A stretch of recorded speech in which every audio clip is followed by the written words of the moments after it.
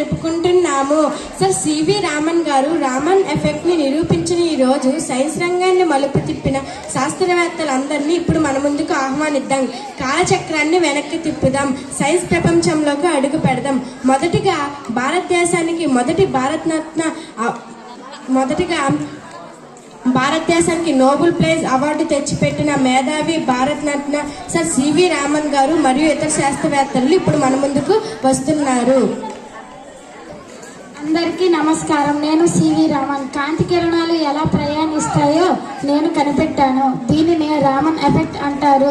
నేను ఈ విషయాన్ని ఫిబ్రవరి 28న ప్రపంచానికి చెప్పాను. అందుకే ఈ రోజును నేషనల్ సైన్స్ డేగా జరుపుకుంటున్నాం.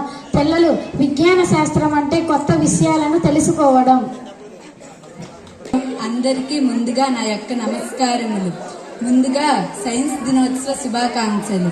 నేనే మేరీ క్యూరీని. నేను రేడియం అనే మూలకాన్ని కనుగొన్నాను. సైన్స్ రంగంలో 2 సార్లు నోబెల్ బహుమతి పొందిన మొదటి మహిళను నేనే. ఆడపిల్లలు కూడా సైన్స్ రంగంలో గొప్పగా రాణించగలరని నేను నిరూపించాను. Thank you. నేనే మీ అబ్దుల్ కలాంని. నన్ను అందరూ మిసైల్ మ్యాన్ అని పిలుస్తారు. మన దేశం కోసం నేను క్షిపణులు తయారు చేశాను.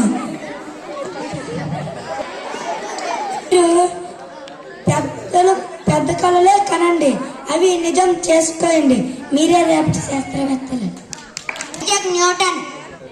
ఒకరోజు నేను చెట్టు కింద కూర్చున్నప్పుడు నా తల మీద ఒక యాపిల్ పడింది.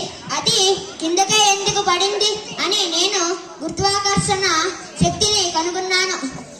పిల్లలు, లోకంలో జరిగే ప్రతి చిన్న విషయం వెనుక సైన్స్ ఉంటుంది. Thank you.